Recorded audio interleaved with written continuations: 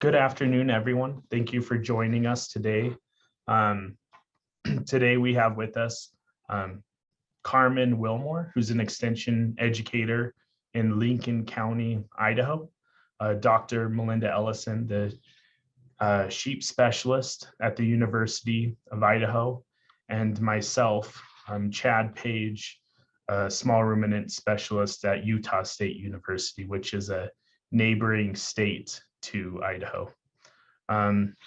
We have a pretty vast audience from many different parts of the country and the world, and we're excited to talk to you guys today about winter management timelines and strategies.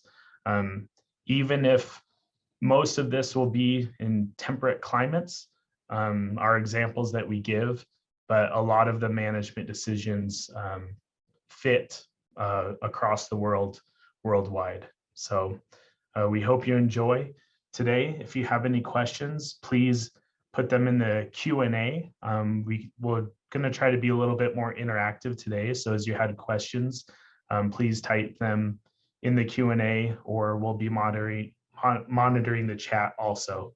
And we'll try to interact as we go through our slides today.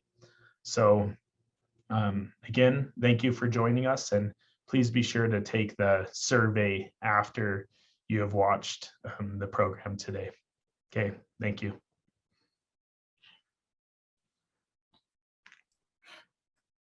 Okay, thanks, Chad. So today we just wanted to spend a little bit of time. For most of you guys, this will be a refresher and just some things to think about, to remember as we go through our winter season.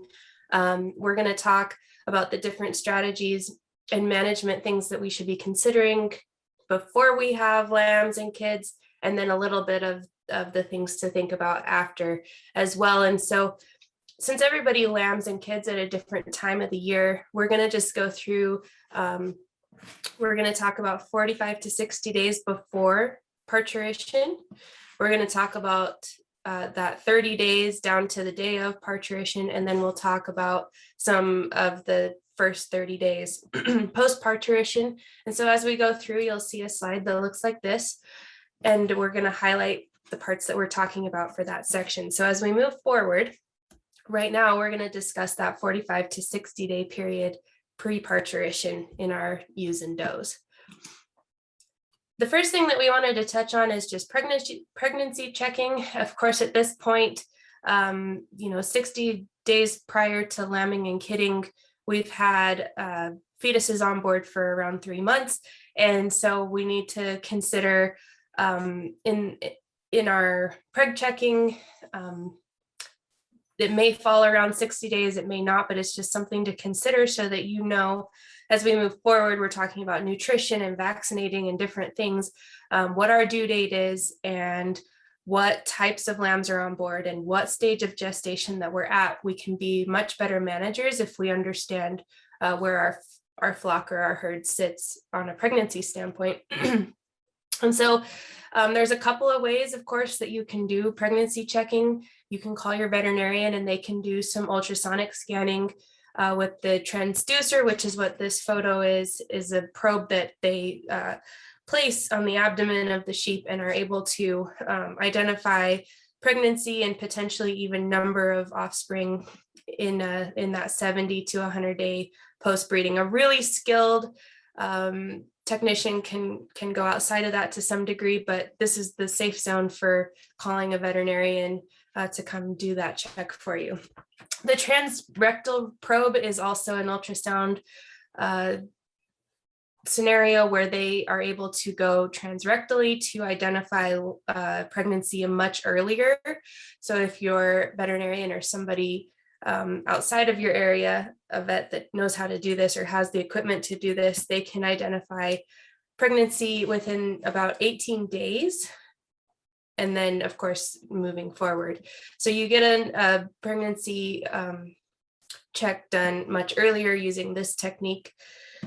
Udder palpation is one that a lot of people will use if they don't want to do ultrasound, and that is within the last week or two prior to lambing. You can identify those ewes that are starting to bag up and be ready to go, and that just gives you And of course, these can be done in combination, which is perfectly acceptable to understand when your sheep or goats are getting close. And finally, you can also do a blood progesterone test. You can identify pregnancy really early, less than 30 days. But this one, of course, would come with a cost and sending off samples, etc. So just some options there for preg checking. And Chad, I'll turn it over to you for nutrition.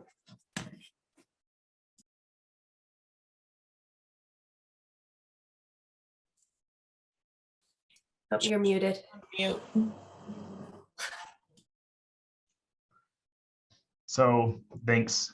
So Melinda talked a little bit about finding out which animals are actually pregnant out of our flock. And we thought it was important to talk about the effects that nutrition has, even early on in pregnancy. We think it's important to keep that plane of nutrition high. After breeding, oftentimes we'll flush our ewes and give them an increased nutritional plane in order to get better ovulation rates. But many people have the mistake of kind of going back into maybe a maintenance type diet.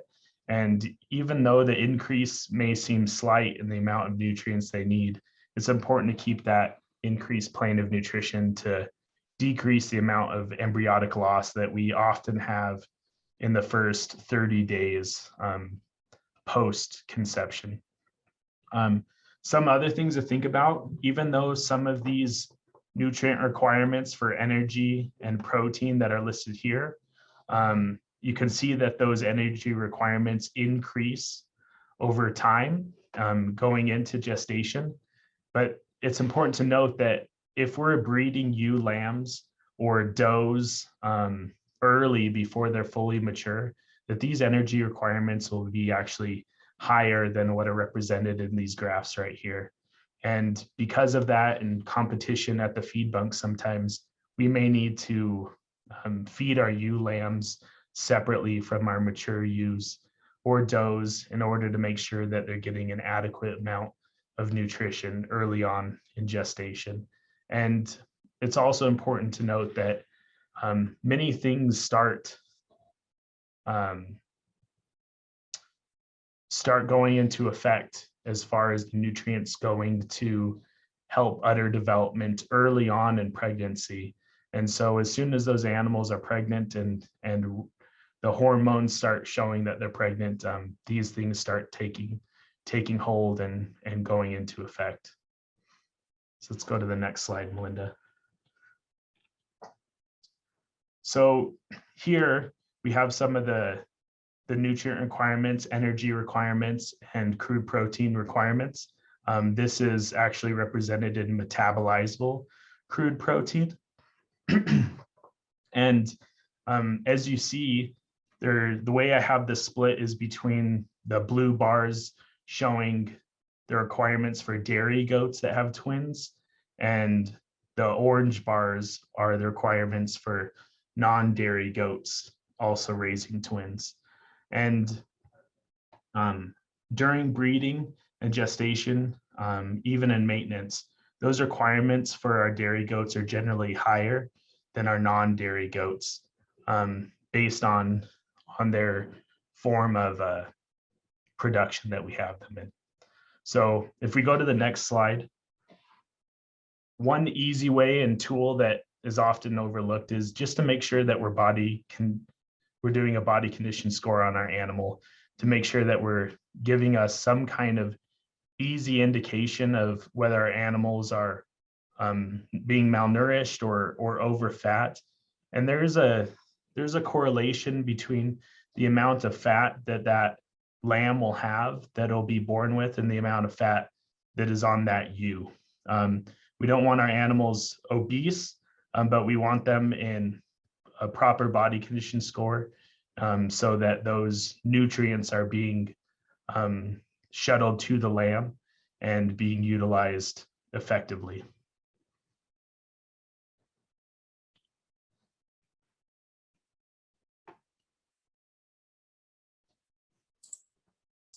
So I will touch on deworming really quick. So it's not recommended to schedule deworming for our does and ewes anymore. It used to be the recommendation to deworm every 3 to 6 months and then make sure to deworm at kidding or lambing.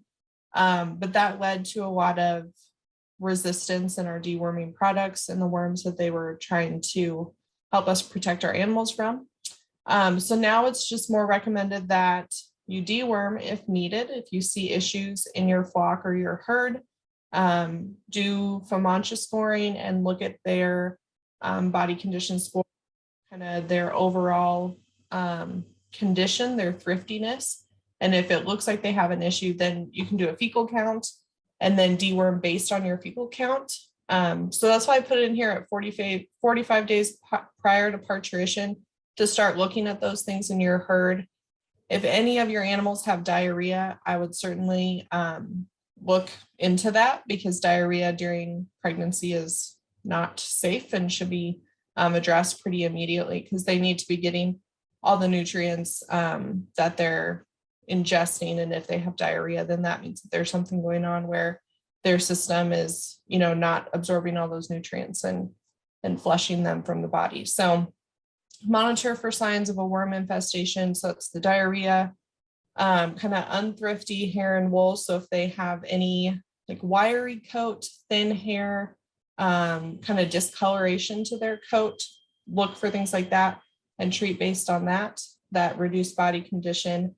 Anemia is a big one that I have seen in our animals, really using that FOMANCHA scoring. And anemia can also create unexplained pneumonia, which is something that we've learned recently. We had a worm issue in our herd this fall, and that was something that we were treating pneumonia, but it was actually from a worm issue. And so we weren't actually treating the root cause. And so after consulting with our veterinarian, he was like, oh, you probably have pneumonia because you actually have anemia and the blood can't transport enough oxygen, which is causing this pneumonia. And so definitely consult with your veterinarian and look for these kind of signs that you might have an issue. And again, when you do get to your kidding or your lambing, don't just deworm every female the day after labor. Kind of look at her condition, look at those that are your highest producers, young and old, because all of those are going to be focusing more on production. So they're going to be putting a lot of their nutrients and energy into producing milk and colostrum, and not necessarily their immune support, which is why the issue of worming at kidding and lambing is that their immune system is compromised, right? So it gives those worms that are there a chance to kind of attack the system. So really just look for those that are more susceptible and treat based on that instead of a herd-based treatment. Next slide. And so this is just a table showing some of the dewormer trade names and then whether they're safe or not during pregnancy. Most of these are safe in these later stages of pregnancy. Definitely read the label and consult with your veterinarian, because the formulations and how to administer them can change from year to year as they're doing more testing with their products and changing, what the active ingredients are in them. And then I also added milk withdrawal. If you are in a dairy situation, that's an important thing to pay attention to. There's also a meat withdrawal on most of these, but since we're in our winter timeline, I left that out, but something to consider if you are deworming later in the season. So I'll touch on our external parasites that are most apparent in the winter. So the first one is lice. That can be kind of controlled and prevented with a high energy diet, giving your animals adequate nutrition to, again, have that strong immune system. So the lice can't get into their system and kind of attack them in a significant way. Again, lice is one of those parasites that's best controlled in the fall. Most people don't see they're having an issue until later in the winter and sometimes in the spring when they get really itchy and they're rubbing on everything. But really those lice have been there since probably November and December, and they're much easier to treat in November and December when the populations are kind of in that hatching stage. You can control them easier then, and then you don't have quite as many as you do later in the season. So early control, and then you'll usually need 2 treatments to get all life stages of the lice. And then KEDS, which is more of a problem in sheep than it is in goats, again, can be controlled and prevented with the high nutritious diet so that they have that strong immune system to fight them off. And then spray, dips, and hand dusting as well can be used for control. And then mites can be a pretty significant problem in goats, and you usually will notice it on the bottom of their feet and legs. So these are a couple pictures of a young doe we had in our herd like a couple years ago. We couldn't really figure out why she had these lesions on her feet because we hadn't had a lot of experience with mites. Again, and we consulted with our veterinarian, and he was like, yeah, it's mites. There's that, they get those little lesions on the bottom of their hoofs. And she also had where they were kind of getting between her hairline and the hoof, and they were causing this separation, as you can see in that second picture, between the hoof and the rest of the leg. And so that can be controlled with insecticide of the entire herd. And you do have to treat the entire herd because they will jump from one animal to the next. And so if there's fences that they're sharing, common water or feed, you need to be prepared to treat the entire herd. And then again, this is one of those where you have to retreat in 10 to 12 days to get full control because they will be at multiple life stages. So you want to be able to control all of that. And this is another thing, kind of after kidding. If you have any of these on the does or older animals, they will jump onto the kid crop or your lamb crop.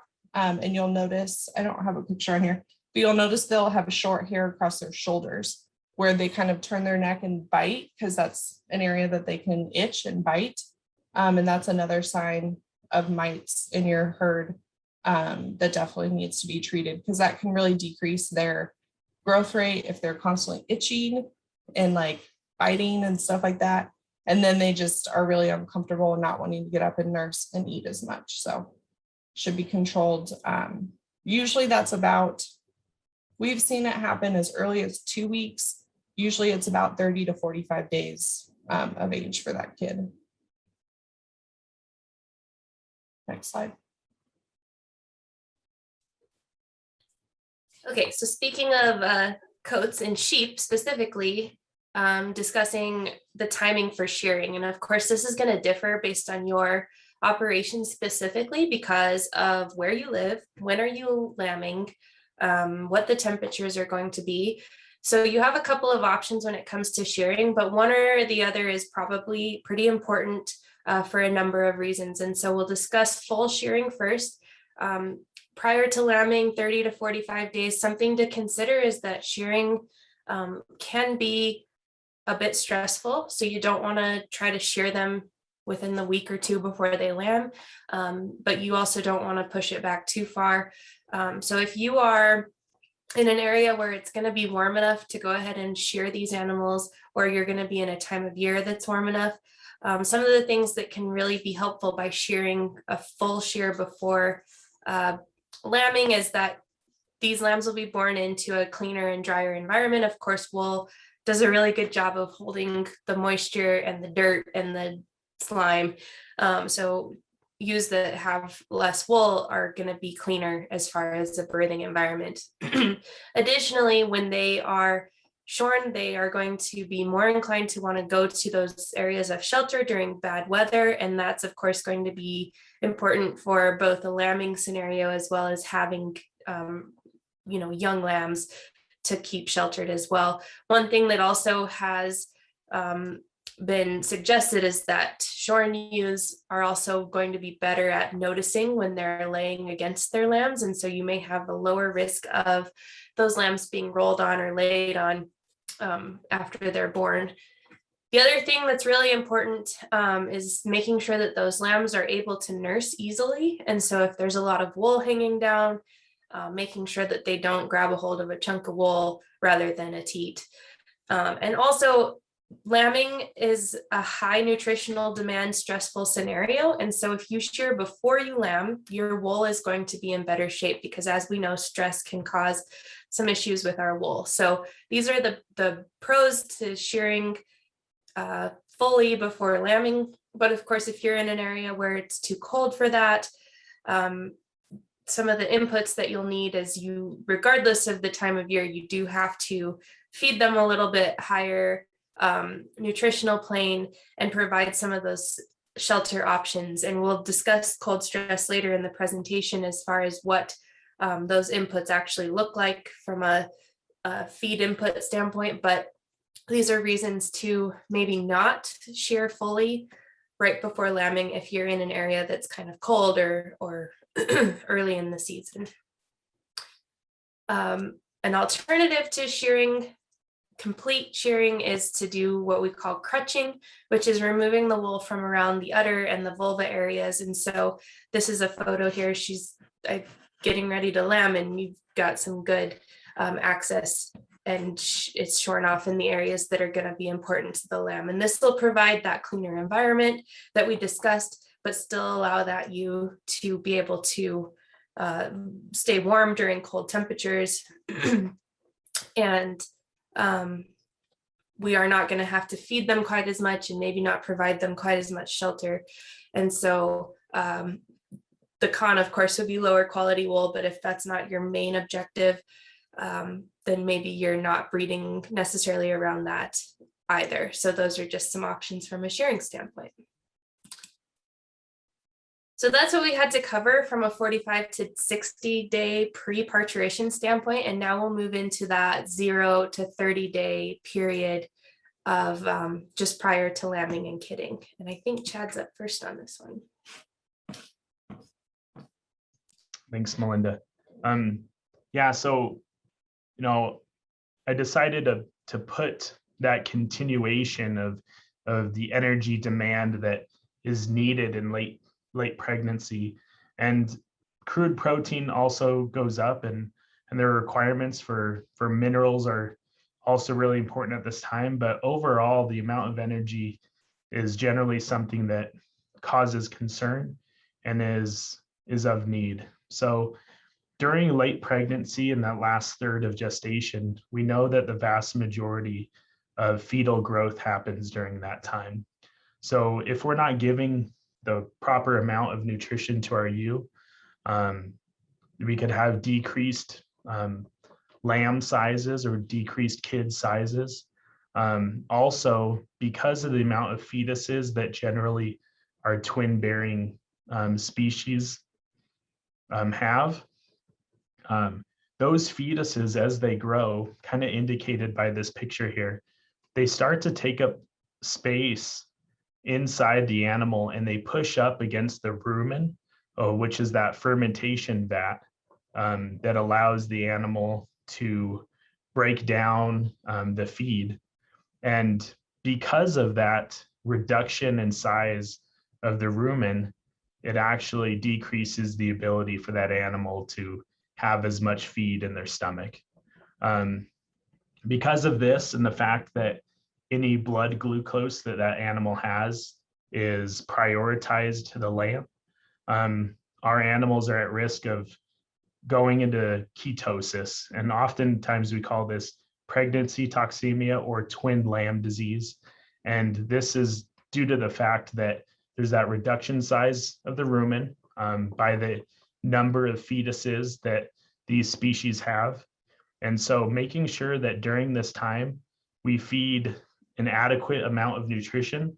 And there's some easier ways to try to get this accomplished. So if we go to the next slide, Melinda.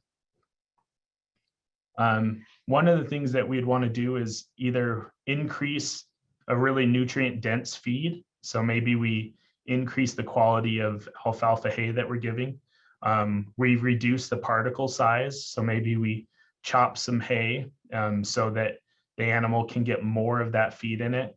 But more than likely, what we're going to be doing is increasing the amount of supplement we give in the form of concentrates. So maybe it's a corn or a distiller's grain or something of that sort that helps us get more nutrient dense feed into the animal, into that smaller space.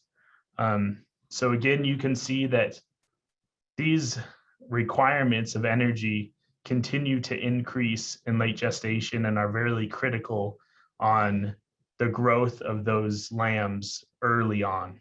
Okay. And we know that those lamb sizes at the time of lambing are a really good indicator of the weaning weights that you'll have too. So making sure that we're feeding our ewe appropriately. And also something that really plays into effect is this is when the animal is also starting to build up the quality of colostrum, right? So we want to make sure that there is an adequate mineral supplement if our feeds are not meeting our mineral requirements. So we can do that in the form of a loose mineral or a mineral block, or maybe we're top dressing our feed that we're giving to reduce the amount of variation in mineral intake. And all these things help ultimately to give us the largest, healthiest lambs we can, and then ultimately have a better chance to survival in those first few hours of life. Okay, thank you.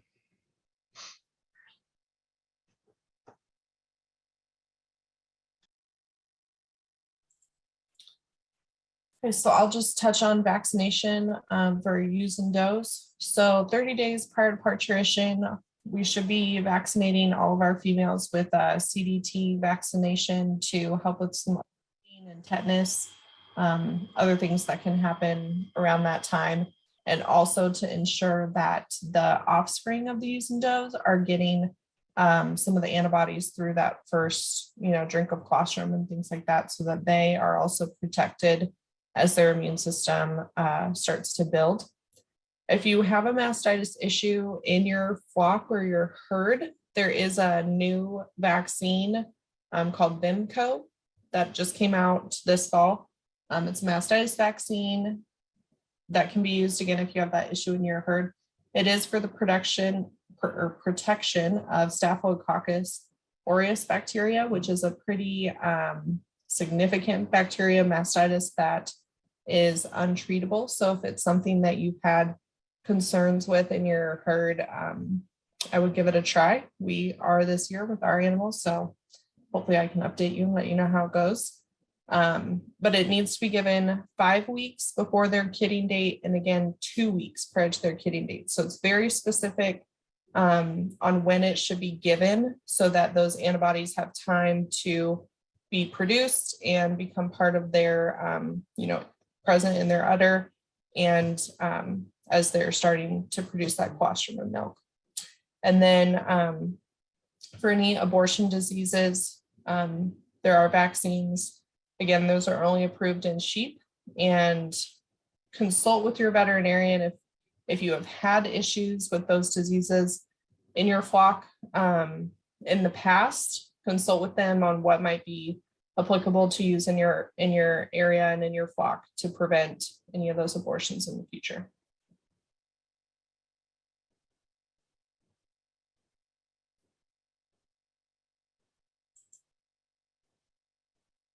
I might answer this question really quick, Melinda. So someone asked, can the Vimco vaccination prevent mastitis? And yes, that is the intention of the vaccination, is to prevent that bacteria from producing in the udder and causing mastitis. So it is given prior to their start of lactation, so that it will fight against any of those bacteria that come into contact with the udder. And then I guess next. Other injections that can be given 30 days prior to parturition, one that's pretty common that people ask questions about is multimin 90. It's a subcutaneous injection with zinc, manganese, selenium, and copper in it. So if you have deficiencies of any of those minerals in your area, it's definitely something to consider. if you have had your feed tested or just kind of know that you're in a selenium deficient area as far as your forage production goes, you can give this to ensure that, you know, your animals have that in their system. It's not a long-term, like you can't give it and expect it to still be in their system, you know, 6 months later. So that's why if you have an issue, I try and recommend to give it, you know, at times where they're going to be going through more stress and be using those minerals on a higher quantity. And so that's why pre-kitting and pre-lambing is one of those times. It is an off-label use for goats and sheep. So again, work with your veterinarian to talk about that. And can multivitamin 90 be used in sheep because of the copper? That's a really good question. I guess I should probably consult with a veterinarian on that because I have not used it in sheep because I don't own sheep. We have used it in our goats. But that's a good question because it's not a really high amount of copper, but it is a pretty, you know, it's an injection. So it's a pretty immediate dosage. So I don't know how their body would respond to that. In goats, we have used it in prevention of retained placentas. Retained placentas are a symptom of mineral deficiency. And so if you have that happening in your herd a lot, again, consult with your veterinarian, and that might be one of their recommendations for pretty immediate assistance in that area. Also, if you're having multiple births, this can also help with that because that's a very stressful event for your doe. So if you do ultrasound and know that she's going to have more than 2 kids, probably a good idea to give her something like this, just to ensure that she has that extra coverage for her system.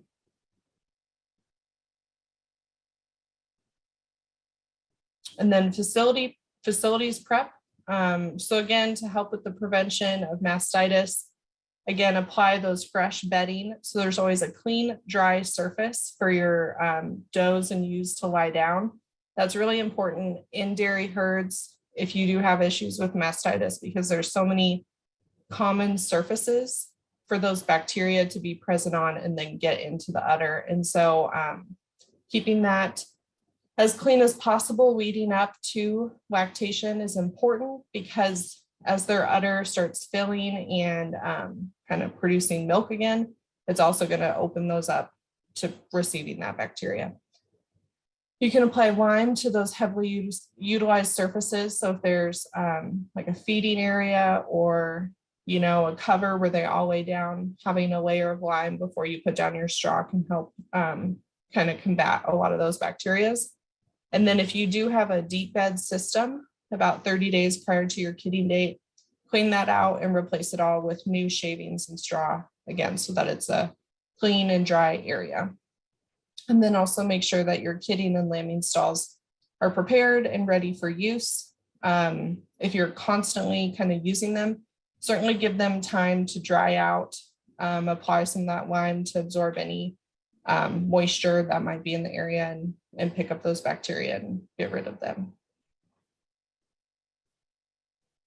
And then as you approach that kidding day, so you're about 15 days prior to parturition, again, check that you have all those supplies on hand to clean the stalls between uses. So that might be extra lime, iodine, things like that, just to make sure that your barns are as clean as possible.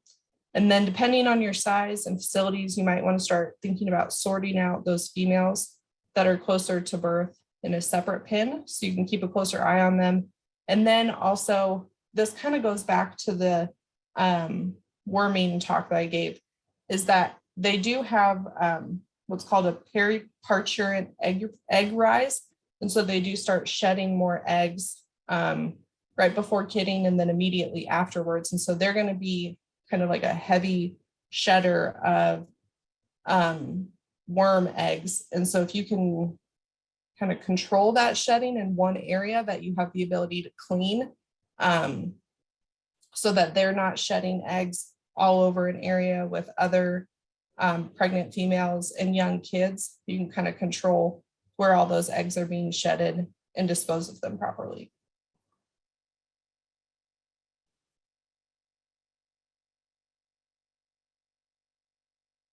and then I'll hit vaccination again as you get closer to parturition. If you are using that mastitis vaccine, this would be the time to give the second dose 2 weeks prior to their due date. And then a couple other things that are not necessarily vaccines, but kind of in that health realm to have on hand would be Nutri-Drench. It's pretty common nutrient and energy supplement that can be given immediately after birth to help either the female or the young kind of get that extra energy if they need it. Propylene glycol, and then any injectable antibiotics and pain management in case of emergency. This can be a huge help to have on hand if you have an emergency. So if you have a doe or a ewe that had a really difficult delivery or has a retained placenta, if you had to help her in any way and reach in, it's always good practice to give some type of antibiotic to prevent any kind of uterine infections and things like that, just to give them that extra help to keep them healthy as they are going through this, kidding and raising that young. Other things to have on hand would be IV fluids. If you do have a dehydrated kid or lamb, those are really handy to have. Just you can warm them up, get them to room temperature, and then give bolus doses of IV fluids just to help with their hydration and bring their temperature up before you're trying to tube feed them and other things if you have to. And then have syringes and needles. Again, just if you have to do any of this health management, it's just good to have them on hand as you get closer to kidding and lambing. Carmen, you had a question. Are you recommending deworming 45 days prior to lambing? Only if you have an issue. So I'm just saying to check for worms, check for diarrhea, check for that unthrifty appearance 45 days prior to lambing. And if you see a ewe that has a problem, you can do a fecal count and manage that. I'm not saying to go deworm your whole herd because not all of them may need it. So on an individual basis, you can deworm at that stage.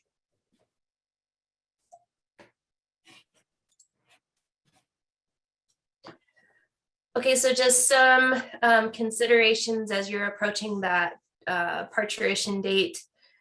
If you are having multiple late gestational abortions, it's just something to consider that there may be infection going on that's causing those. I don't think it's worth having a panic if there's one or two, depending on the size of your flock or herd.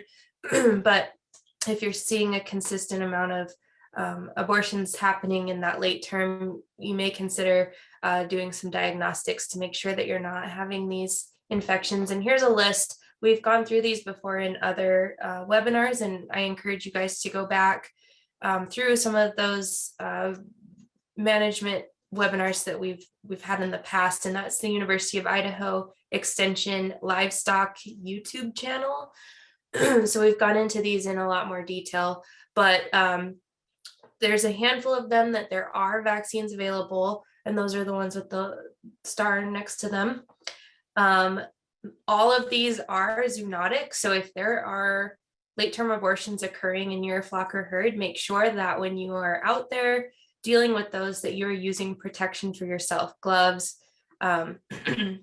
wash your hands really well, don't touch your face, don't do things that are going to infect you with this, treat it as if you can also get it. And some of them are worse than others to have, but just keep in mind that they can pass to you and your family. And you in particular, if you are a human that is pregnant, don't deal with late-term abortions in sheep. That's just a rule of thumb. So if you have this happening, go ahead and if there's an aborted fetus, keep that fetus, get a sample of the placenta if you can, take a blood sample from the ewe or doe, and a vaginal swab if it's near the time in which she aborted. And you can send these things off to confirm a diagnosis on what is causing those. And if they are a common thing in your flock or herd that you need to deal with, there are a handful of them, like I said, have a vaccine available that you can apply as needed. So just some things to keep in mind at the very end. Chad also already touched on pregnancy toxemia. The main thing here to consider is that it can happen in your animals, whether they are thin or fat. So just a consideration. Essentially, what's happening is those late-term fetuses are requiring a lot of glucose, which would be 60 to 70% of the production of glucose from that mother. And of course, as you have more fetuses on board, more glucose requirements, which is why it's more common in those animals having twins or triplets or more. And so it's a hypoglycemia, and what ends up happening to cause ketosis is that the ewe starts moving any fat tissues that she has for energy, and unfortunately, the fetuses cannot use that for energy. And so you may have to intervene, and that's where Carmen talked about having that propylene glycol on hand or the NutriDrench, dosing those ewes that are acting kind of weak towards the end of their pregnancy to make sure that they're getting enough glucose to reach term. And so sometimes if it gets bad enough, she'll go down and there's nothing you can really do other than induce labor and hope for the best. One thing to consider is that fetuses are only viable within 5 days of lambing or kidding in small ruminants. And so this is a really tight window.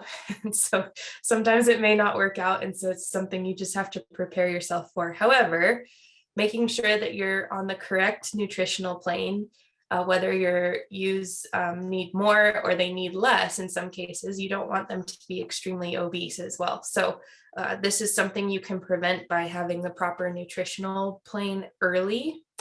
The other thing, which is more of a mineral imbalance, but if you have low blood calcium levels, you may end up seeing milk fever or hypocalcemia in your animals. And this would be a situation where they're not getting enough calcium in the feed that you're providing, such as maybe a cereal hay, if your forage is low quality, or like a corn silage. And so you may actually be meeting their nutritional demands, but not their mineral demands. And so this is why it's important to make sure you do an analysis on your feeds to make sure that you're in the right plane of nutrition with the feeds that you have available. And it's something that you can supplement if you need to, but it can be a major problem to not have these imbalance towards the end of the pregnancy. Sorry. I don't know why it's not moving. Okay, so before I do this, we had a couple questions. Oh, yep. I had a question. Do you recommend routinely deworming post-birth as a general practice? No. Again, this is one of those things that kind of in the past 20 years was taught that you should deworm at kidding because they have a high fecal shedding of those eggs, but that's not necessarily indicative that they actually have a high count of live worms in their system. And so you should go more based on their symptoms and how they look. And again, if they are high producers, young or old females. So those three things can decrease their immune system and their ability to fight off any issues that they may be having. And so that can also happen if they have live worms in their system. They can attach to those intestinal linings and cause more damage if they're in that stage. But that doesn't mean that you need to deworm every female the day after they give birth, which is what the recommendation used to be. So we're moving more towards look at their condition and also their kind of maintenance requirements. So if they're a high producer, they're going to have a higher maintenance requirement, and then that can cause issues in their immune system. So hopefully that answers that question. And then Melinda, I think you had a question. Yeah, so it's the question is referring to the propylene glycol, whether or not you feed it to them until they give birth or only until they go back on feed. So typically, if you've reached a point where your animals are in that ketosis situation, it's not going to get better until the lambs are born or the kids are born. And so you have to continue that the duration of the pregnancy. And honestly, I would continue it even beyond until she's up and doing well and producing enough milk. And I would also provide the lambs and kids when they're born with a little bit of extra. So the propylene glycol is good, and also the Nutri-Drench is good, depending on what's more available to you. And there are indications about how much to provide, but you'll want to provide that at the dosage level over, I would say, even within every 8 hours, you might want to hit them 3 times a day, just so that you're making sure they get it over the full duration of the day. And usually when you're to that point, you have to keep a pretty close eye on them, because like I said, you may have to intervene with inducing labor. So one thing to also keep in mind there is if she's getting weak and having a hard time getting up and down, that's the point where you have to pull the trigger at a certain point, because it does take some time when you induce labor for it to happen. So it's a fine balance, and my best recommendation is to, try to prevent it rather than have to deal with it at the time that it happens. So. Okay, so I'll talk about facilities prep. This is the day of birth. So I like to put a layer of lime on the bottom of the kidding or lambing stall, and then top with straw and shavings. I don't have a close-up of this picture, but in this picture we have a doe in labor in our prepared stall. And so we put a layer of shavings on the bottom and then top that with straw, because if you have sheep and goats, you know that they kind of like stir around and like kick, get all the straw and bedding up. And we noticed if you don't have the straw, they just kick the shavings out of the pen. And we have these open wire panels. And so they just, like, all the shavings is gone by the time they finally give birth. But if you put straw, it kind of holds that in the pen. And so they have that extra cushion. And then the shavings also do a really good job of absorbing any of the moisture. So if there's afterbirth, any mucus, placenta, things like that, it does a really good job of absorbing that. And so then once they're done, you can just scoop that up, add in a little bit of fresh shavings, and you still have a pretty clean pen for the next day or two as they kind of get through that bonding in the first few days of life. And then obviously have some warm water and feed. And then depending on your setup and the time of year, having a heat source, whether that's safe heat lamps or like a barn heater or something like that, just to keep the young comfortable those first few days, because they'll have more trouble maintaining their own body temperature the first 2 or 3 days.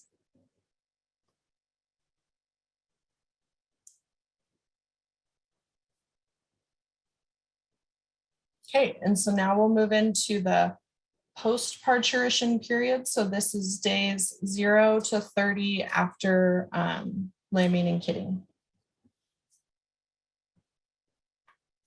So the first thing you're going to do after they're born is dip the navel in a 7% iodine solution. This helps prevent any bacteria or other contaminants getting into that young animal's system. So it's just kind of a little protection for them.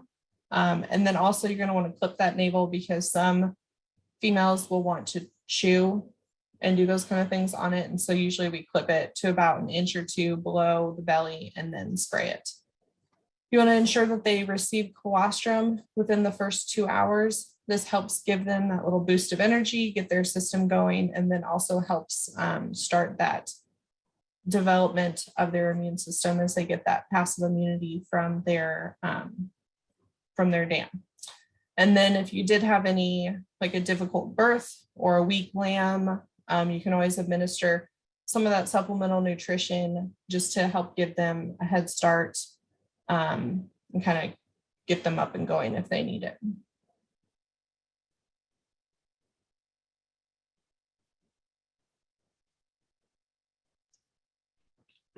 So I was just going to kind of expound a little bit on what Carmen just mentioned about the importance of colostrum.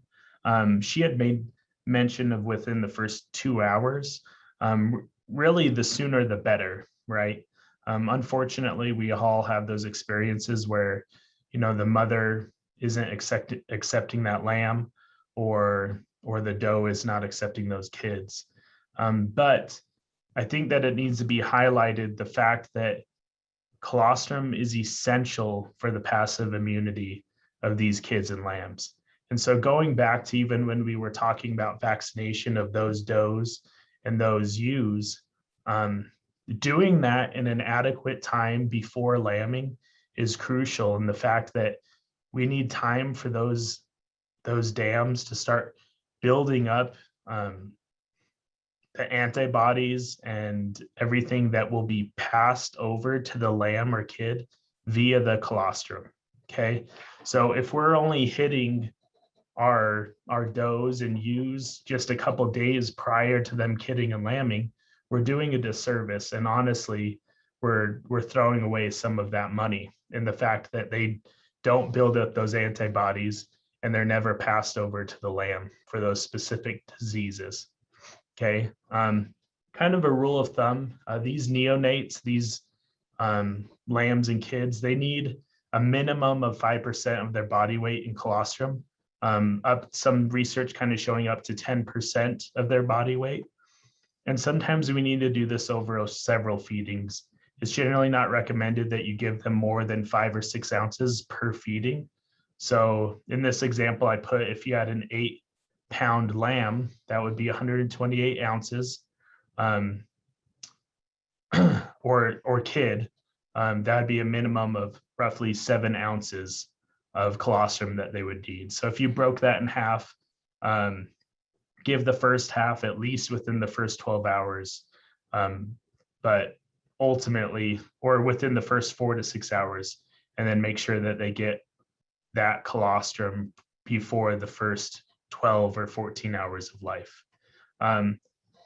There's the best alternative if you can't get a lamb to suck off the dam, would be to try to have some frozen colostrum from the same species. So if you're raising kids, you would want some colostrum from some does, and if you're raising lambs, you'd want some colostrum from some sheep, right?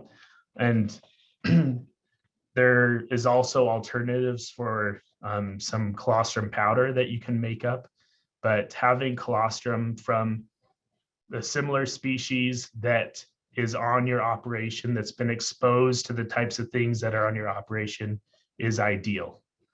Okay. So we'll go to the next slide. Chad, before we move on, will you discuss whether or not using cow colostrum is appropriate for sheep and goats? Right. So we'll discuss that a little bit when we talk about milk replacer, the difference between species. There are some people that do that, and there's a lot of people that argue that that is adequate. And I think sometimes our animals can get by with that, but there's vast differences in the way that colostrum is built between these species. And so in order to have the most efficiency out of it, you want colostrum from that same species.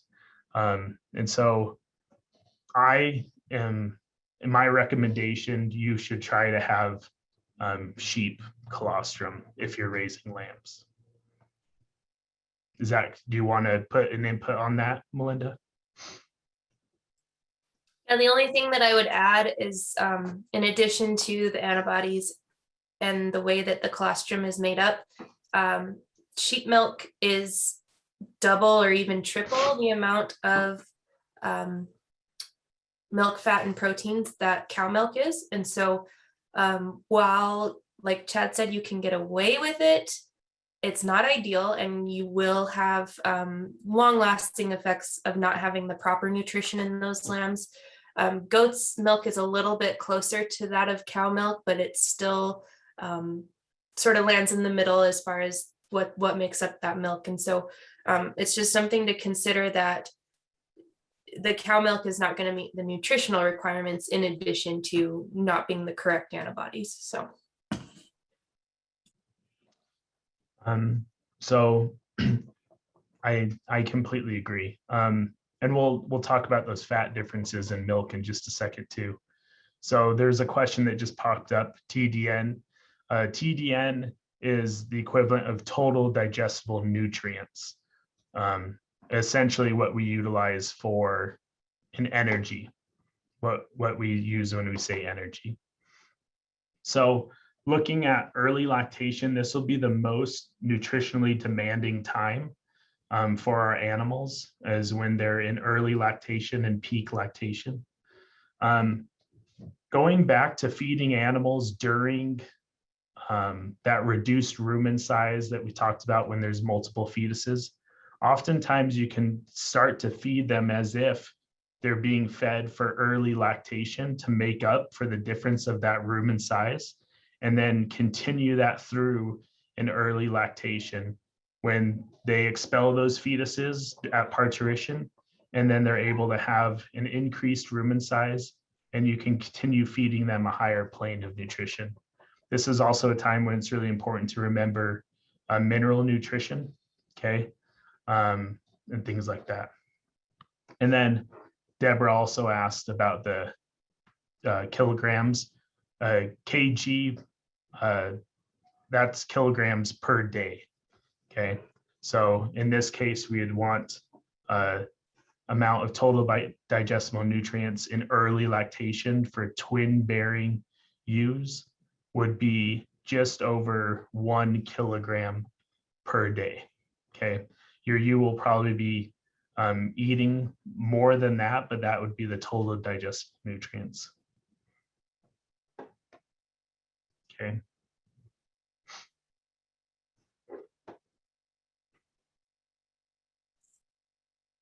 Okay, so identification of the kid and lamb. Usually this is done before they go back to the group herd, right? So identification is usually done using a tag, paint brand, or notching. And again, it should be done before you release the mother and the young back into the main herd, because I don't know how many times we put them back in and said, oh, it's easy, it's the one with the white spot, and then like 3 more get white spots before the end of our kidding season is over. So much easier to do it before you put them back, and they will be fine. Their ears might droop a little when you first put that tag in, because it is weighty on their ears, but they will recover, and it's much better to have that identification. So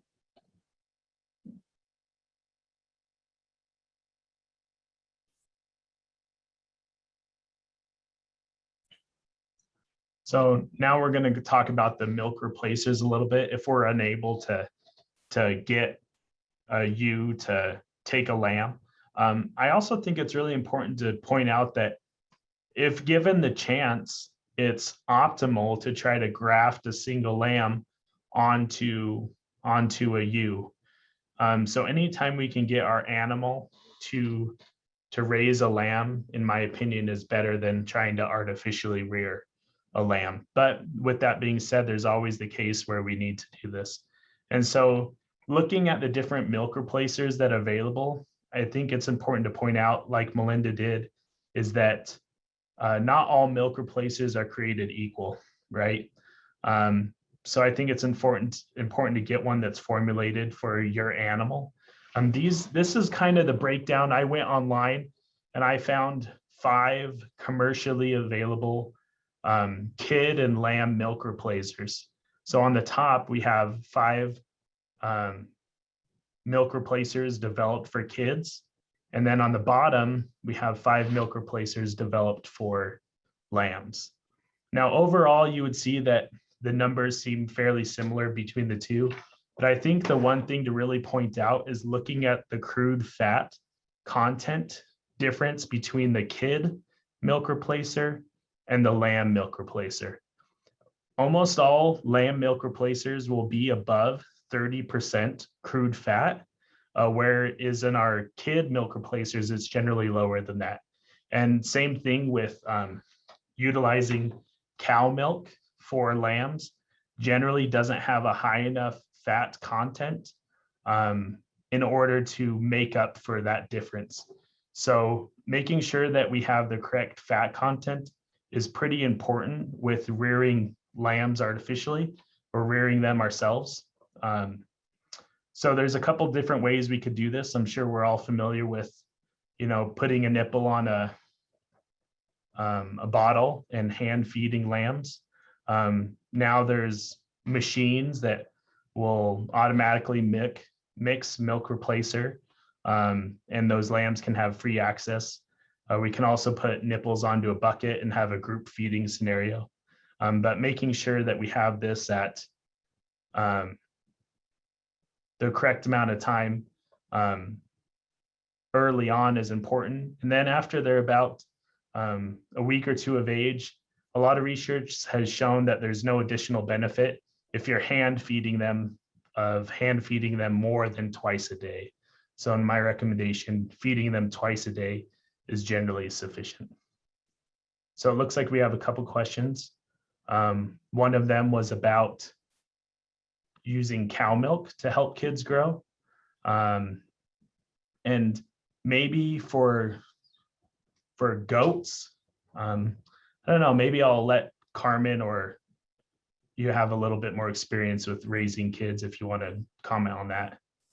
So we have used cow milk to raise goat kids. We usually will mix it 50-50 with our goat milk.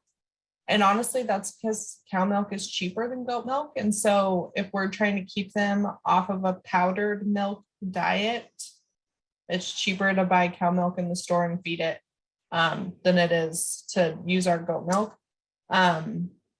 So yeah, you can use cow milk to help the kids grow. Usually, depending on the doe, you can try and supplement a few kids while they still stay on the doe. I think that's what this question is. You can let them nurse her and then supplement feed twice a day, bring out a bottle and just let them nurse it twice a day. So yes, you can use cow milk. Yeah, and also there are a lot of people who have nannies that they'll wean the kids off early and they'll graft lambs onto some nannies, and that seems to work for a lot of people also. And I think the pure volume of milk that they get may make up for some of the difference between the different milk types of the species. So there are different things that you can do, but ultimately, in my opinion, trying to have something most similar to that species will get you the optimal growth of that animal. So.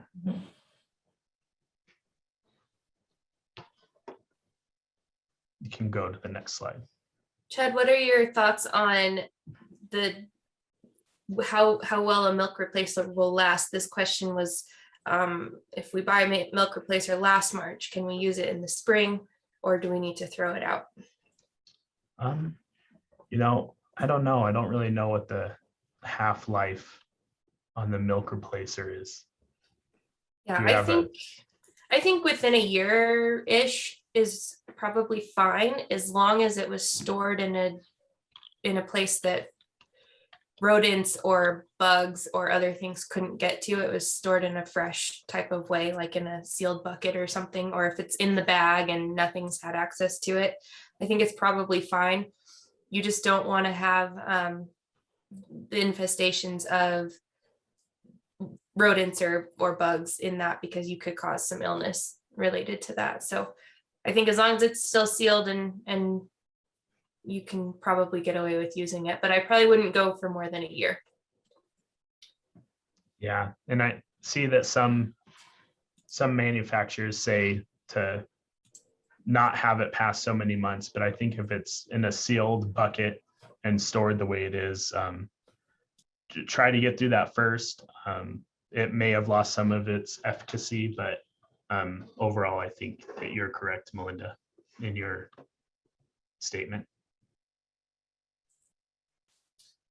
Okay, so I'll move on to tail docking. This is usually done 2 to 3 days post-birth. It helps decrease that manure buildup and fly strike. A couple methods to ensure sterile procedures would be to use a dull knife, a gas heated knife, or an emasculator, which helps to cauterize and crush those blood vessels, kind of leaving a wound, but a cauterized wound. And then you can also use the elastrator and a band. Make sure if you're tail docking, especially at this age, to also give them a vaccination for tetanus.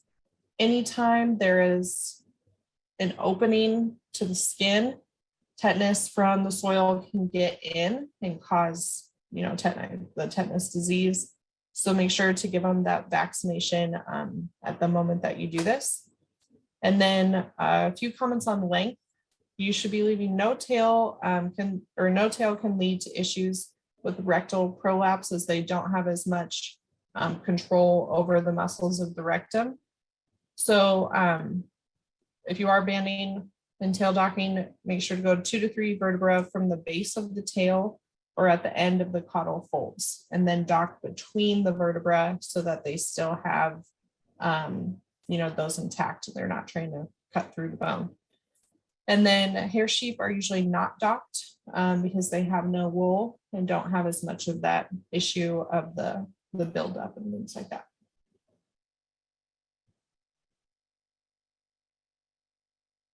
Our slides went away. Do you have them back now? Sorry. Yep, now it's on disbudding. Okay. So then disbudding, this is with our goats, usually done at 4 to 10 days post-birth. It is the removal of the horn bud in a young goat kid to prevent the horn from growing. So this is different from dehorning, which is where you actually have to remove the horn and then kind of cauterize the location to prevent the bud from regrowing. And so it is recommended, if you don't want horns in your herd for whatever reason, to practice disc budding, because it is done at a younger age, but it's actually a lot less invasive and just better for the animal than trying to dehorn a full-grown animal in their horn that already has a lot of blood flow and vessels going into that horn. So again, you should administer that CD2 booster at disc budding to help prevent tetanus and anything like that. Should be done at that 4 to 10 days post-birth. And the biggest thing is to disc bud when you begin feeling the horn bud. And this can happen at different time periods for different breeds. In our meat breeds, that's usually a lot sooner because they do have such a fast growth rate. Those horn buds can start presenting as soon as 4 days after birth. They sometimes even sooner, especially in single buck kids. They are usually very strong when they're born, and they're so sometimes they can already have that horn bud in the first 24 to 48 hours. So as soon as you see that horn bud is the easiest time to get it, because you're going to have to burn a smaller area and it's going to be less less burning of the horn bud to sever those connections. And then in dairy breeds, that can be 7 to 10 days after birth. So again, just kind of know your animals and their growth rate and feel for that horn bud.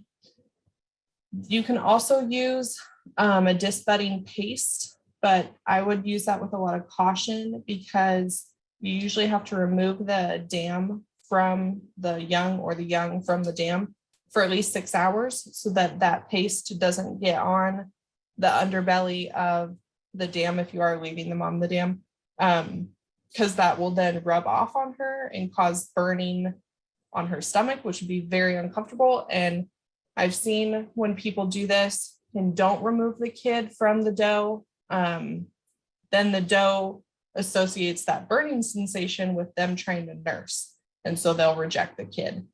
And so usually I don't recommend the dehorning paste, mostly for that reason, because you're removing that kid for 6 hours. It's going to cause that burning sensation for a long period of time, which can cause stress on the goat versus the disbudding with an iron, which takes 15 seconds, and then it's over. And so it's a lot more, or a lot less stressful for them to be disbudded using the iron.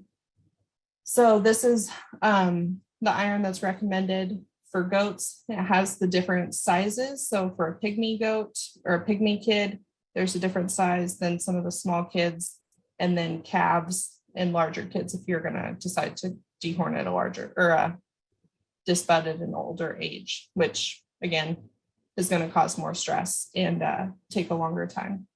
And what we use is this fight back. It's a teat disinfectant, but it also has a cooling sensation. So after we disbud with the iron, we'll spray this on the horn bud, and it kind of helps them get over that shock of the iron. And then it also helps disinfect. And so that, if there's any hairs or dirt that gets in, there's that protection as well. Carmen, do you have any tips to disbud and not get spurs? Yes. Okay, I'll be honest, I'm not the disbudder, my husband is.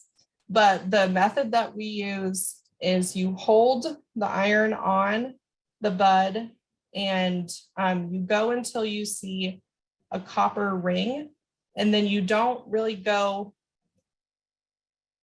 much past that, because if you go past that, you are at risk of causing damage to the skull, because that copper ring is usually that skin. So you've actually gone through the vessels that help the horn grow. So once you go past that point, stop. And so usually he'll go kind of light and remove the hair and any of that dermis attached to the hair. And then as he can see the bud a little clearer, then he can go a little deeper to the point of that ring, but not past that. So I hope that makes sense. Maybe I'll put something together for people to have more of a description than that. But also using an iron that's designed for goats and not something that's designed for cattle helps to decrease the chance that you're going to get spurs, because if you're using an iron that's too big, you can't be precise in where you're applying that heat. And so you're not going to get the, you're not going to sever those blood vessels that help grow the horn as well. And learn from those that have experience. I have a lot of good vets, but not many of them have a lot of experience disbudding goats. So go to your neighbors or those that have done it a lot and work with them, because they're the ones that have, they've done a couple hundred a year if they have a big enough herd, and they know what they're doing and what they're trying to accomplish. And that's where we learned it from, was just someone that had been doing it and had a really good method. So.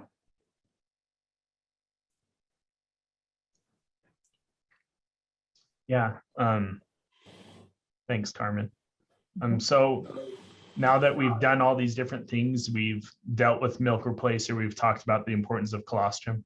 Another aspect as far as the nutrition of these kids is to think about creep feeding. Maybe you're an operation that's fairly extensive and you don't creep feed. You're not worried about trying to breed ewe lambs or anything like that. But in a lot of ways, there's some advantages to creep feeding lambs and kids. So a creep feed should generally be an area where the kids and lambs have access, they can enter in. So this picture at the top shows the bars that allow access for these kids, where the mature animals are denied access. They don't have the ability to get in. However, you can see that doe in the back that has her feet up on the fence, and you will have animals that want to get to that creep feed, especially if they've had creep feed in the past. So you should be probably allowing access to creep feed around 2 weeks of age for these lambs and kids. And another good thing that advantage to this is that it helps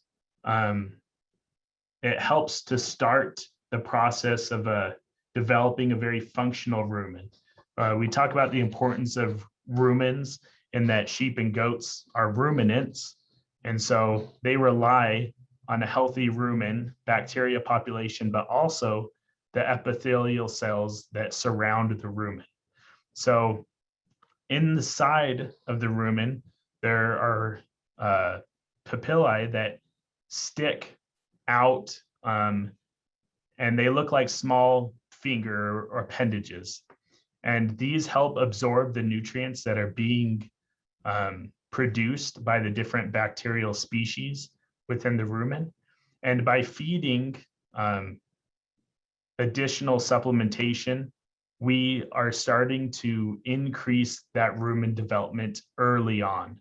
So if we were to only feed milk up till weaning, we would have a decreased rumen capacity to absorb those fermented feeds. So allowing this rumen to develop early on by allowing creep feed, we can help alleviate some of that stress that comes around weaning when we're forcing these animals to get on to some solid food. So if we go to the next slide. Chad, can you be more specific about what it is that you feed for creep? Yeah, so on the There's a next question. slide, it has crude protein concentrations. So as far as what you feed, the kind of rule of thumb is that for lambs under 50 pounds, you want to make sure that you have a creep feed that's between 18 and 20% crude protein. Also, that above that, slightly less crude protein, but it's a combination of a couple things. So it looks like a question came in about grass hay or grain or alfalfa. Oftentimes, a creep feed is designed with different concentrates that are high, maybe high in protein concentration. The lambs and kids generally have a little bit of access to roughages like alfalfa or grass hay when they're at the bunk with their mother. So a lot of pelleted creep feeds will be something of a high crude protein content that helps with that development. But the combination of both the roughage and the concentrate is really what helps get that best rumen development that we really want. So just looking at these advantages again, one, it helps to increase the market weight of your animal or increase their weight if you're trying to get them to an earlier maturity. Another thing that's really important is when these animals are young is when they're most feed efficient. So if we can get that rumen developed and we can take away some of that stress of getting them onto solid feeds early on in life, that's when they're going to be the most feed efficient that they'll ever be. And so allowing the creep feed to help us with that process is a big plus in my book. Another thing to point out, I kind of put this small graph here. It shows the crude protein requirements for lambs of different types of sheep based on their mature size. So we either have represented in blue a small mature weight lamb, a medium mature weight lamb, or a large mature weight lamb. So this goes back to the genetics. So maybe a large mature weight would be associated with a large Suffolk type U, whereas maybe a smaller mature weight would be something like our Icelandics or Polypay type sheep. Okay, so as that mature weight increases, you'll see that it will also increase the amount of crude protein that animal would need as it's developing early on. So creep feeding, if we're feeding Suffolks, Suffolk lambs, we may want a higher crude protein content than if we're feeding smaller framed sheep, like Icelandics or something like that. But overall, the rule of thumb generally plays true, and that's a pretty safe way to go about it. But there are factors that affect it, like genetics and mature size of the animal and maturity, how fast you want them to get to maturity. So. Yeah, and Chad, I just wanted to add that most places, if you have a decent feed store in your area, you can get a hold of creep feed that's specific for lambs and or goats. And in some areas it's more difficult. And so you can sort of build a ration that fits without having to buy the creep feed if you're having difficulty. So for example, in my area, it's hard to get a hold of that creep feed at a reasonable price. And so I mix up a corn barley mix feed with soybean meal. So you can do about 15% soybean meal and 85% of some kind of grain, and make that available to them all the time. And I often also put out some alfalfa pellets because they're able to maybe get a hold of those more easily than full forage when they're really young. So that's an option if you don't have good access. And Chad, the question here is whether or not this chart would be similar for goats. Yeah, so this chart was modified out of a sheep production handbook, but I think that the overall theme that there are differences in size and genetics plays true. So we saw differences in our the energy requirements of our milking breeds of goat versus our meat breeds of goat. And so I think based on if we're raising something like Nigerian dwarfs or pygmy goats, that would be different than if we were raising maybe large Kiko goats or Saanens as a dairy breed. And so those things do play true. However, I think the rule of thumb that we just talked about plays true with goats also. So Carmen, what are you guys feeding as percentage wise to your as creep feed? That's a really good question. I want to say it's pretty high. It's probably, I think we only creep feed our boar kids, because those are the ones that we kind of want that rapid growth from. And I want to say it's like 24% creep protein in that. And it's a bagged feed that we buy. We just purchase it in the spring. But I can look into that and get back to whoever had that question. But it is a pre-mixed pelleted feed. And another thing to remember too is that our kids will grow at a slightly slower rate, pounds per day, than our lambs will. And that's just kind of what it is. But in order to have that protein supplement, you want it at least, that 18 to 20% early on. So.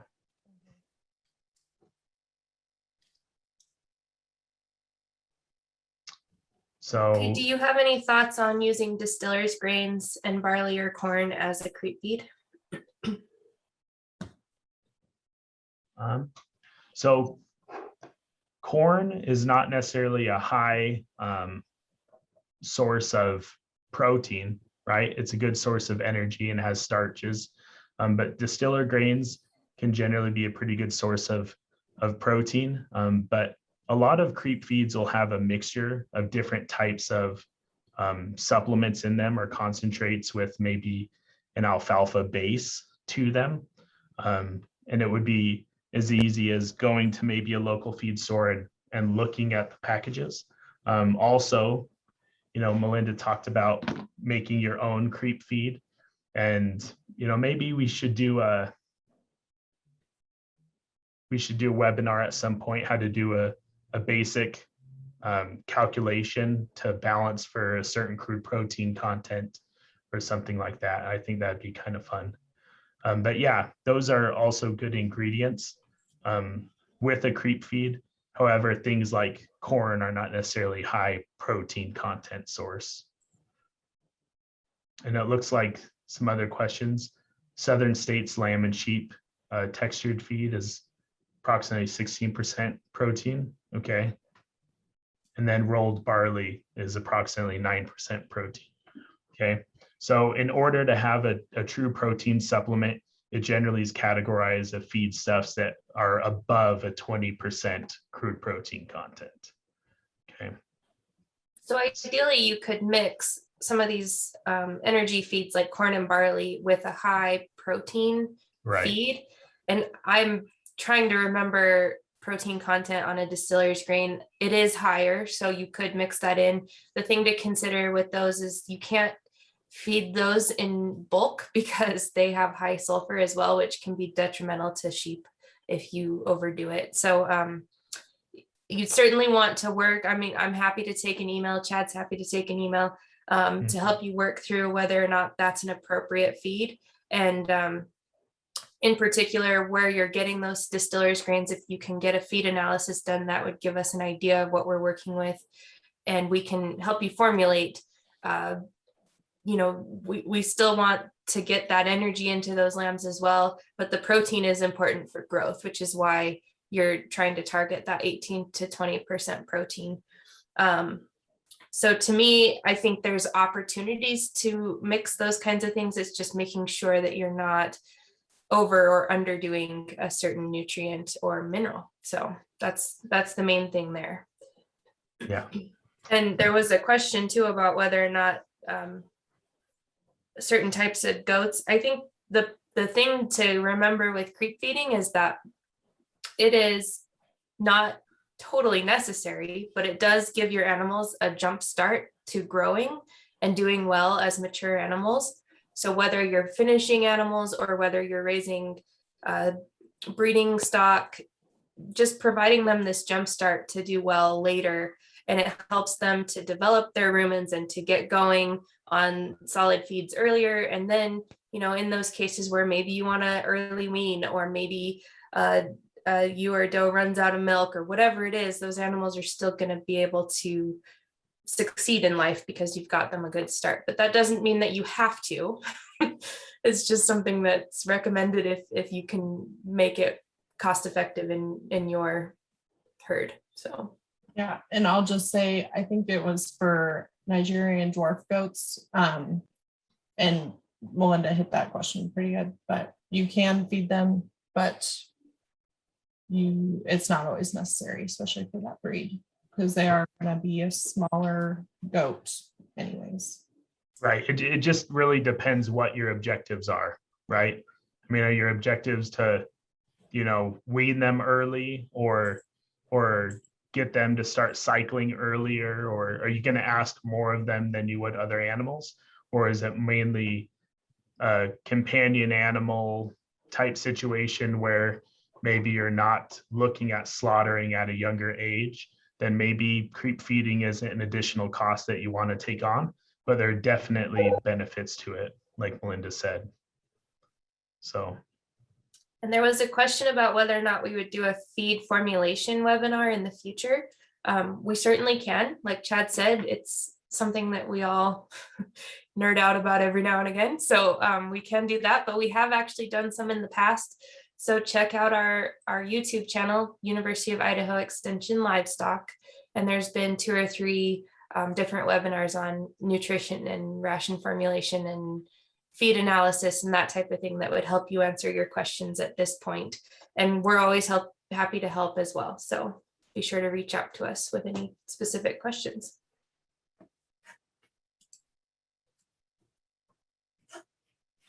Okay, so vaccination, this will be for our lambs and kids, should be done at least by 10 weeks. So really it should be done before they're weaned.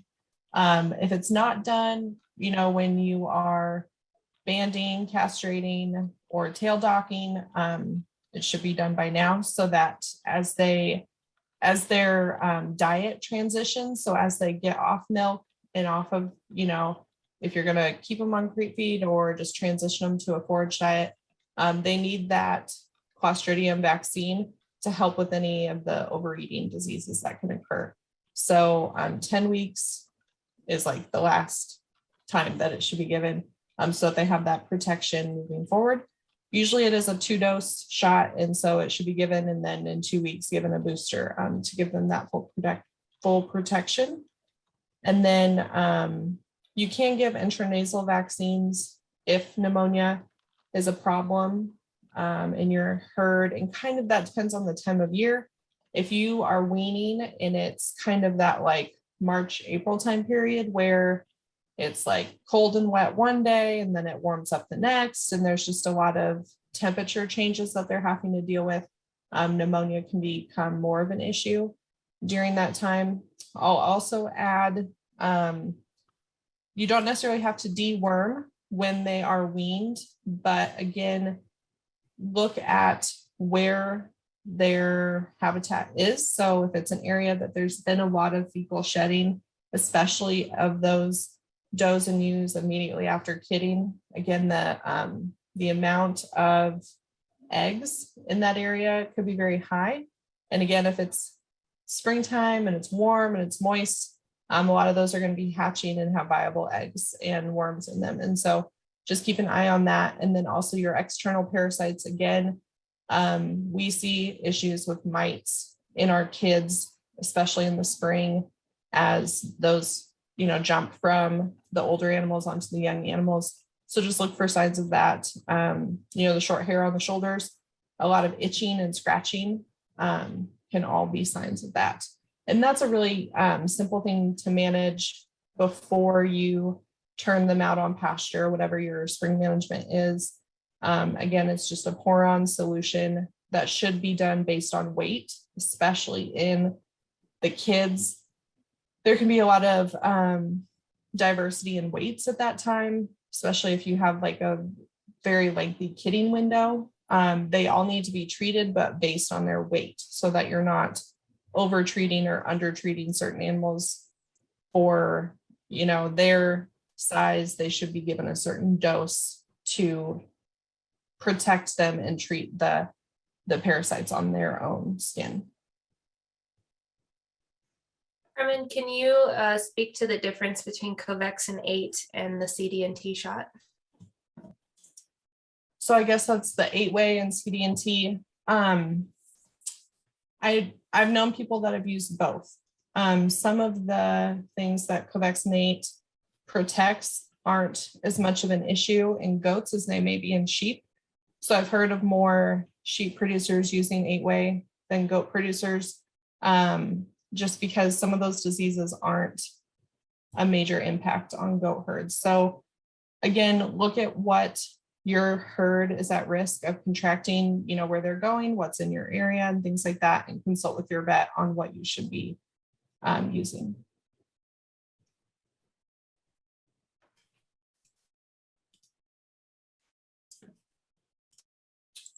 And then castration, this should also be done at least by 10 weeks if they're going to be a market goat.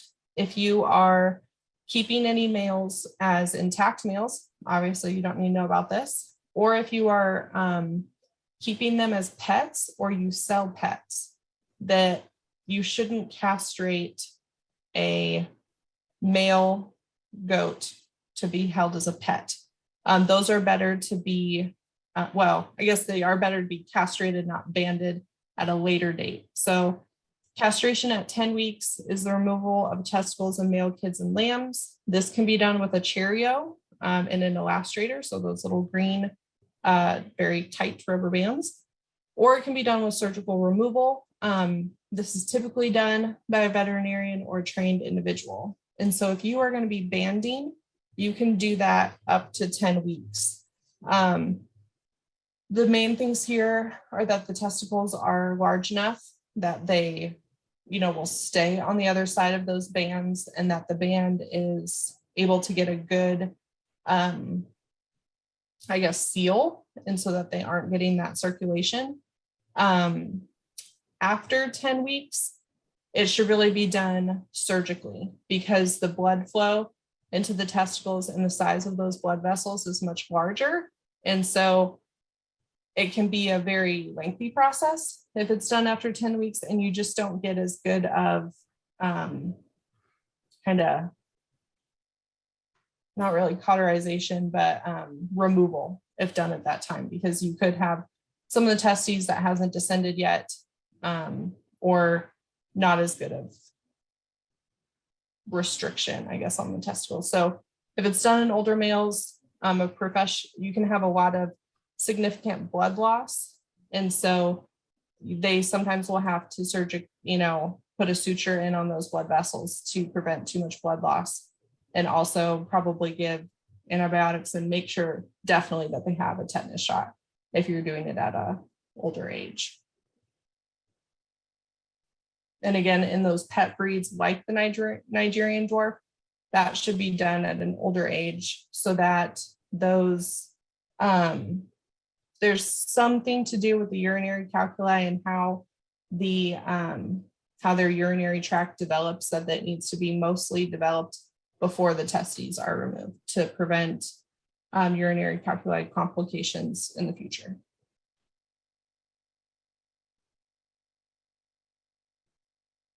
Okay, so the last thing that we're going to touch on, and this is not relative specifically to any stage of gestation necessarily, but we need to consider cold stress in our animals. And sheep probably handle cold stress about as well as any critter out there because of their wool, if they have good fleeces on their bodies.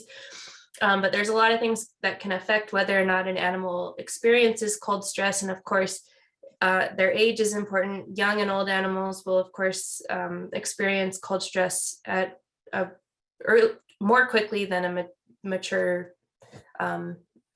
average aged animal. The life stage that they're in matters as well. Of course, Chad talked a lot about late gestation and lactation nutrient requirements. And so if they're requiring that much more energy and protein to do whatever it is that they're trying to do with their life stage, then adding that factor of being able to handle the cold is just an additional stress on their body. Thin animals, of course, don't handle it as well. If they have good or poor wool or hair condition or wool length at that point, and whether or not they've adapted to the environment that they're in. And so, of course, that environmental piece would be the actual temperature, but also adding in the wind to make that apparent temperature. We all feel colder when it's blowing, and so do they.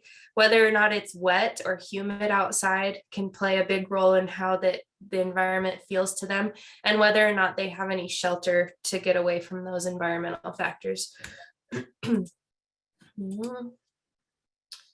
So there is something that we call the low critical temperature, which is essentially the temperature at which the animals do not need to use extra energy to produce body heat.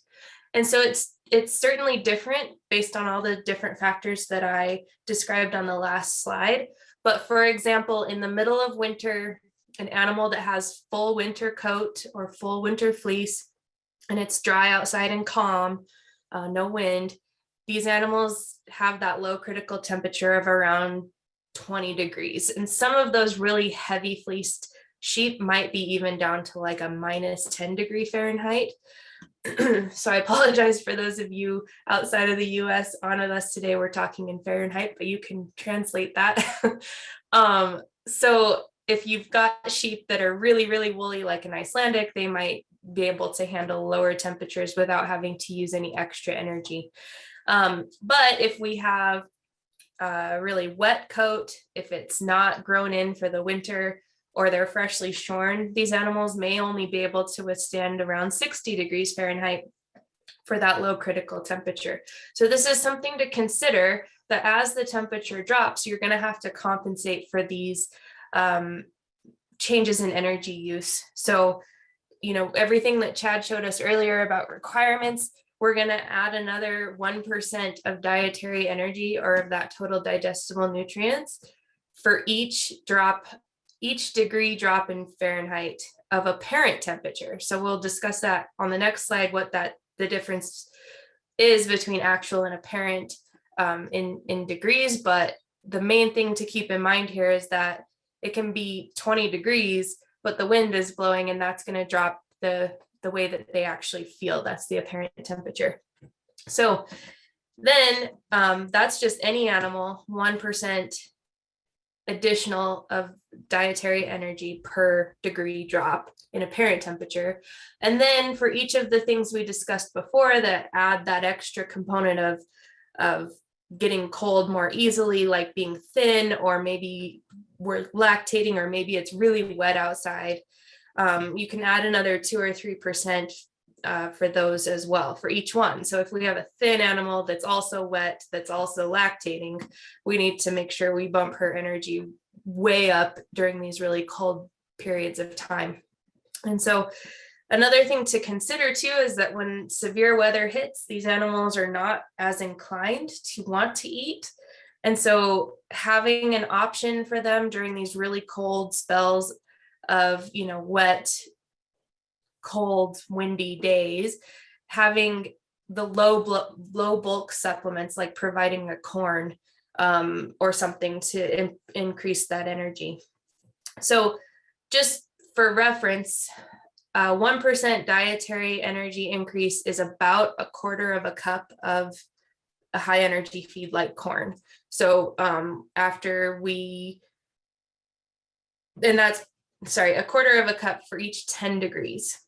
So if we get 40 degrees below, so that would be -20 if our animal's low critical temperature is 20 degrees Fahrenheit. So at -20, you're wanting to provide them an extra cup of corn per day per animal. So that's just an example of how you might increase.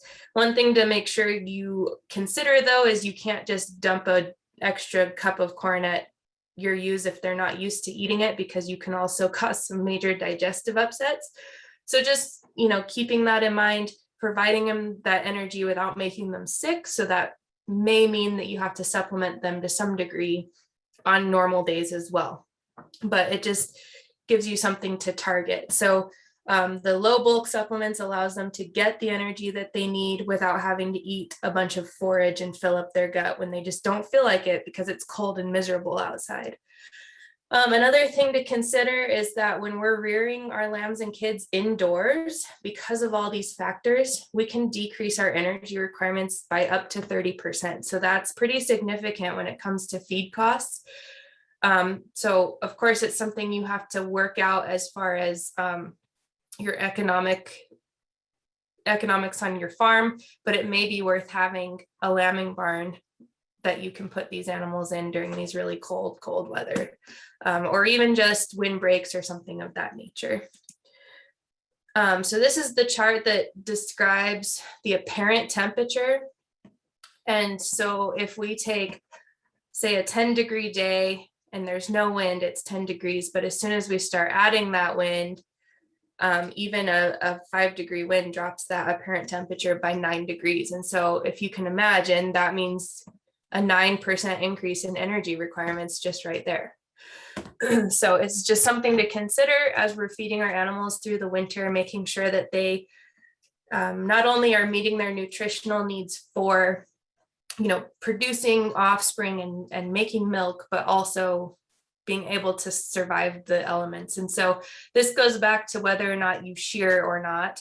If you're living in a place where your average temperature is 0 and it gets a little breezy, you may not want to shear those animals off completely, because that really influences whether or not they can keep their, core temperature without extra energy. So with that, I'm sure there may or may not be more questions for all of us, and we'll take those now.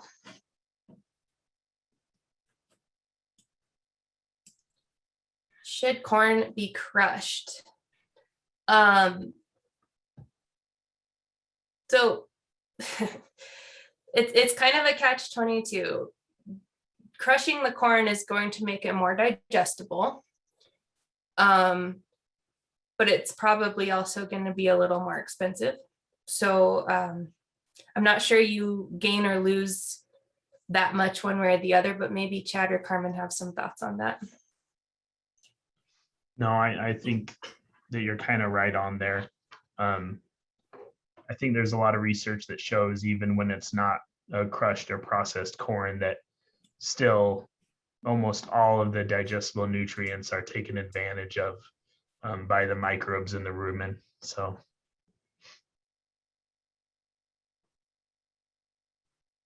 you had a question about a ratio.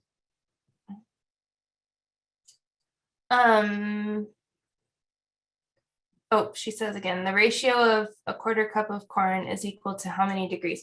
The 1/4 cup of corn, and this is general, so keep in mind that different sized animals will have different requirements, but generally a 1/4 of a cup per 10-degree drop past the low critical point, which is a mouthful. But, so that means on a day that's 10 degrees and your low critical point is around 20, give them a 1/4 of a cup of corn to help supplement that energy requirement. Yeah, sometimes when I think of situations where weather or cold can be a real issue is when there's a real snap in the temperature change. So maybe you have some really, here in the Intermountain West, you're dealing with some really wet snow and the fleeces get wet, and there's that wind that may be causing them to come down in temperature based on convection. And then all of a sudden overnight it snaps down and drops, so many degrees.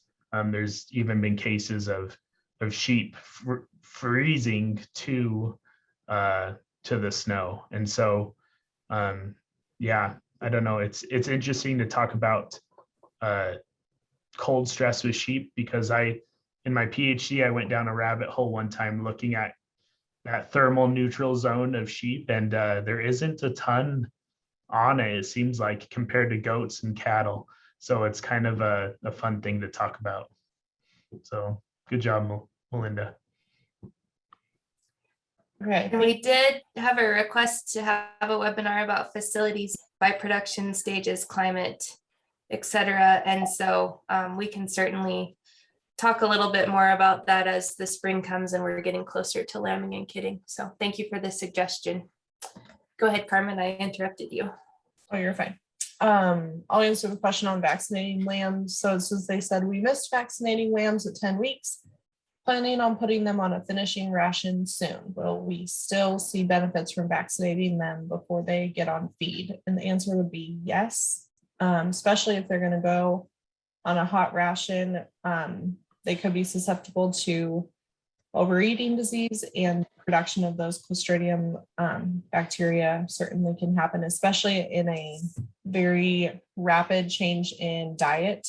That's when those can kind of ramp up. So I would vaccinate. It's cheap insurance that they have what they need to make that transition of diet.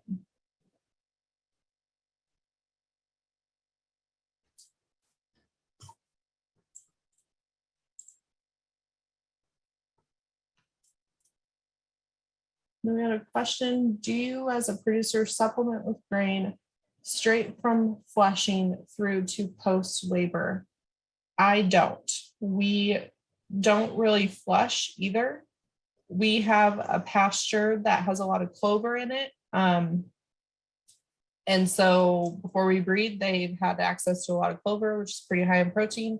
So we kind of get that flushing effect. And then they eat alfalfa hay until kidding. For our dairy goats, we will grain them for about 21 days before they kid, because they are going to be producing more milk. And that is a 16% protein grain.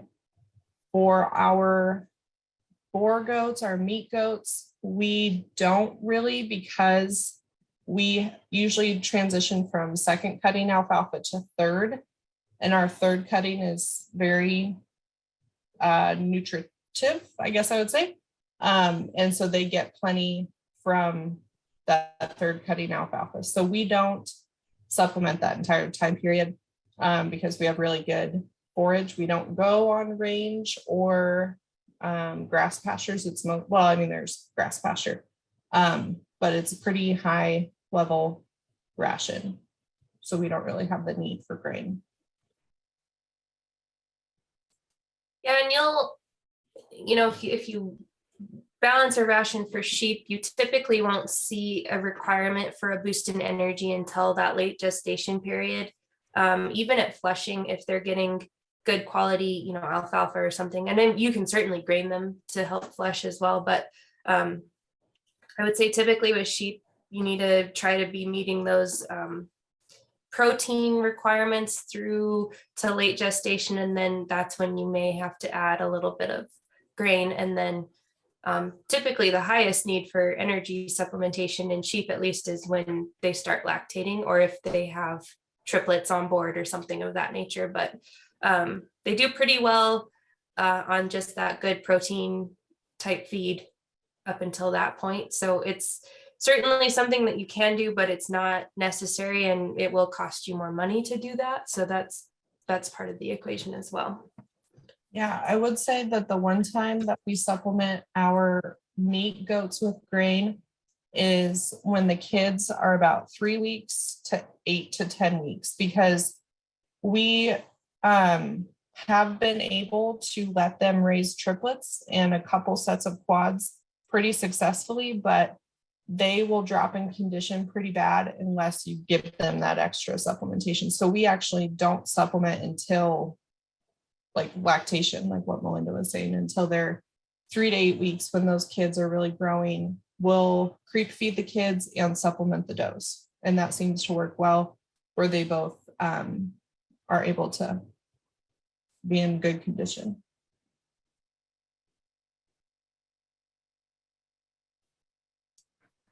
Well, I don't see any more questions coming in. I really appreciate our audience today being so interactive, and we hope we provided you with at least some things that maybe you forgot and you can do now. And we know that this was at kind of a basic level. We just wanted to have it serve as a reminder to all of you and get you thinking about some of the things that you need to remember throughout the winter. And so as always, we will post our webinar to our live YouTube channel, University of Idaho Extension Livestock. There's a sheep and goat playlist, and you can subscribe and get updates to everything we post there. And a survey will pop up. We're always looking for feedback, and it's important for us in our roles to get that feedback from you guys. And again, that gives you an opportunity to give us an idea of what you would like to hear from us. So that's very helpful. Next month, we are having a specialist Q&A. So jump on with us. We're going to be really informal. Take all your questions about any random thing related to sheep and goat production. Hopefully Whit will be able to join us for that one, so the 4 of us can help you with whatever it is that you might need help with. So please join us. That will be January 12th at noon, as per the usual. And we will see you in the new year. Happy holidays. Happy New Year. Thanks so much for supporting the things we do and giving us the feedback that you do. So